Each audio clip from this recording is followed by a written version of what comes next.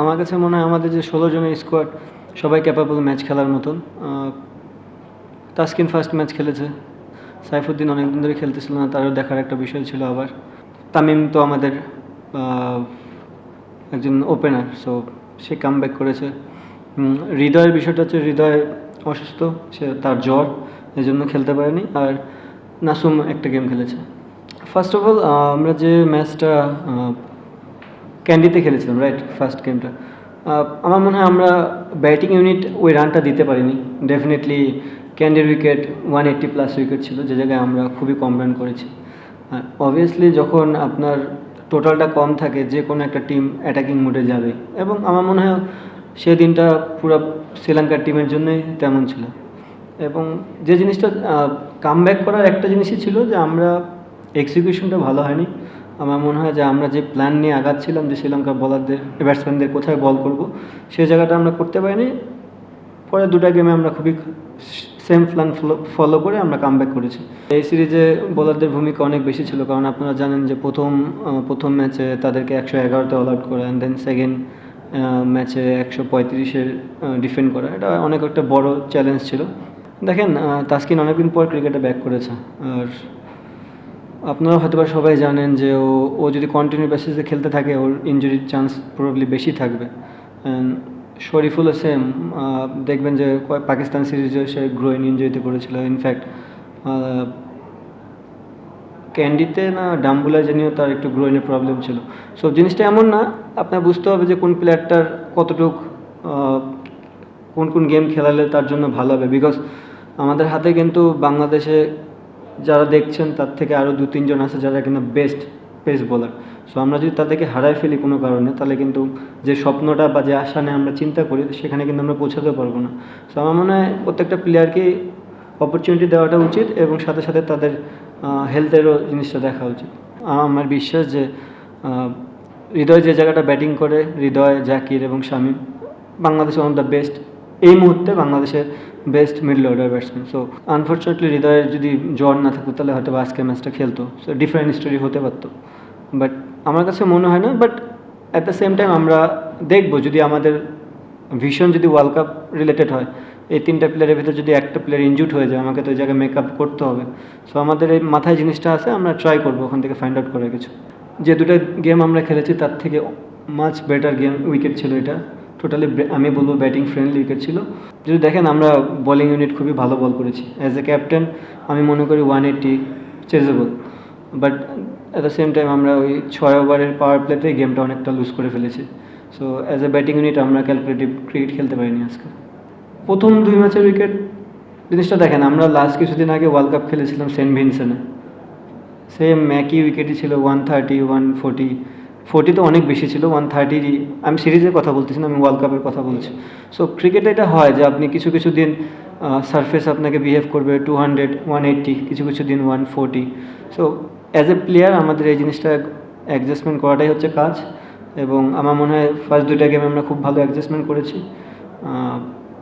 তারা হয়তো ওই জিনিসটা স্ট্রাগল করেছে, আজকে তারা ভালো ক্রিকেট খেলেছে, আমরা স্ট্রাগল করেছি। বাংলাদেশের একমাত্র স্মার্ট সিটি বসুন্ধরা এখন আরো নিরাপদ, আধুনিকতায় আরো এক ধাপ এগিয়ে। যেটা আমরা বাংলাদেশে অলওয়েজ চিন্তা করি যে আমাদের টপ অর্ডার থেকে একজন বড় খেলবে। আপনি যদি দেখেন, এক্সেপ্ট লাস্ট গেমটা ছাড়া আমাদের 3টা গেমেই টপ অর্ডারে রান করেছে। সো এটা ক্রিকেট, আপনি এই জায়গাটায় সবসময় কারোর উপর ডিপেন্ডেবল থাকতে পারবেন না। অপরচুনিটি যার যেদিন আসবে সে এটা ক্যাশ আপ করতে পারলে খুব ভালো। বাট আমি অ্যাট দ্য সেম টাইম বললাম, আজকের উইকেটটা খুবই ভালো ছিল। আমরা অ্যাজ এ ব্যাটিং ইউনিট আমরা ফেল করেছি। যে সার্ভিস আমাদের প্রোভাইড করা হয়েছে, এটা আমাদের কন্ট্রোলে না। আমাদের কন্ট্রোল হচ্ছে আমাদের ক্রিকেট। আমরা চেষ্টা করেছি আমাদের ক্রিকেটটা বেস্ট ক্রিকেট খেলার। আমার মনে হয় আমরা ভালোই 2টা গেম খেলেছি, এক্সেপ্ট আজকে ব্যাটিং আমরা ভালো করিনি। বাট আমার মনে হয় আমরা ওভারঅল বোলিংটাও ভালো করেছি। সো কিছু কিছু জায়গা তো আপনার অলওয়েজ থাকবে, আপনি সাকসেস হলেও আপনি ইমপ্রুভ করার জন্য থাকবে। অ্যাজ এ টিম আমরাও জানি আমাদের কোথায় ল্যাকিংস আছে। আপনি যেটা বললেন যে আমাদের এই সিরিজ পরে কোনো খেলা নেই, অবশ্যই আমাদের একটা গ্যাপ থাকবে, কারণ প্লেয়াররা অলমোস্ট 40 ডেজ হয়ে গেছে যারা ক্রিকেট কন্টিনিউ খেলতেছে। তো আমার মনে হয় কিছুদিন গ্যাপ নিয়ে আবার আমরা ফিটনেসের উপর মনোযোগ দেবো, এবং যে অপরচুনিটি আমাদের কাছে আসবে, যদি আমরা ক্যাম্প করি বা সিরিজ যদি কখনো হয়, তাহলে আমরা ওটাকে আবার ম্যাচে রূপান্তরিত করার চেষ্টা করব। Okay, the thing is brother, when we come this ground, first two matches is look like 140. So we all know the third game also look like that, because when we see the wicket, it's not look like 180. First of all আমরা যখন UAE এবং পাকিস্তানে খেলি, little bit crisis মোমেন্টের ভিতরে ছিলাম। As a captain হিসেবে আমি কিন্তু আমার টিমের যারা বেস্ট প্লেয়ার, আমি যদি বলি তাসকিনের আমরা পাইনি, আমরা মোস্তাফিজকে পাইনি, এক গেম পরে সে চলে গেছে আইপিএলে। সো আমরা সবাই জানি মোস্তাফিজ কতটা ক্যাপেবল একটা টিমের জন্য, কতটা বিধ্বংসী হতে পারে অপোজিশনের জন্য। সো এই দিক দিয়ে চিন্তা করলে আমরা পাকিস্তানও সেম, আমরা অনেকগুলো প্লেয়ারে আমরা খেলাতে পারিনি। অ্যাট দ্য সেম টাইম আমরা ভালো ক্রিকেটও খেলিনি, এটাও মানতে হবে যে আমরা ভালো ক্রিকেট, যেই প্লেয়ারগুলো আমাদের হাতে ছিল তারা ভালো ক্রিকেট খেলেনি। বাট নেক্সট আমরা যে দুইটা সিরিজ খেললাম, শ্রীলঙ্কা এবং পাকিস্তান, আমার কাছে মনে হয় আমরা আমাদের ফুল সেট আপ নিয়ে যেতে পেরেছি এবং আমরা শো করেছি যে আমরা ভালো ক্রিকেট খেলতে পারি। তো আমাদের চেষ্টা থাকবে এটাই যে আমরা যেন কন্টিনিউ বেসিসে এই ধরনের ক্রিকেট খেলতে পারি। আর একটা জিনিস, লাস্ট কিছুদিন যাবৎ আমার কাছে মনে হয় যে জিনিসটা আমরা একটু স্ট্রাগল করতেছি।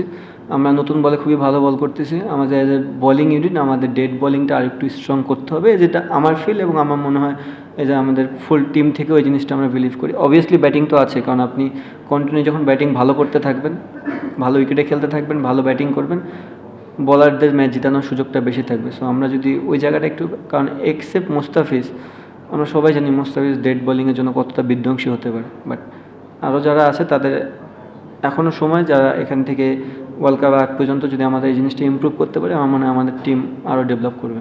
প্রতিদিন কন্টিনিউ বেসিসে 180 190 উইকেটে খেলবেন, আপনি একদিন ফেলিয়ার হবেন, বাট পরে দুটো গেম সাকসেস হওয়ার চান্স বেশি থাকবে, বিকজ আপনি সে থট প্রসেস নিয়ে যাবেন। আমার মনে হয় এই তিনটা গেমের ভিতরেই কারো এই থট প্রসেস ছিল না যে এই ম্যাচে 180 হতে পারে। যে দুটো গেম হয়েছে এবং এটা ইউজ পিচ, তো আমার মনে হয় না এই থট প্রসেস কারোই ছিল।